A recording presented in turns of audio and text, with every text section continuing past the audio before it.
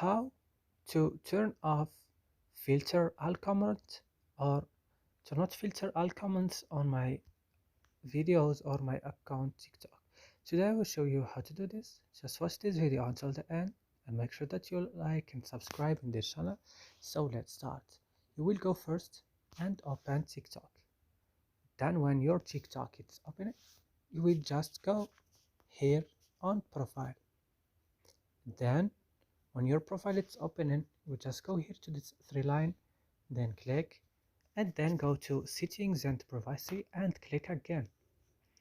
Then go to privacy and click, and then guys go to comments, click, and then you will find here filter all comments. You will turn off this by clicking here on this place like this, and that's it. It will work with you.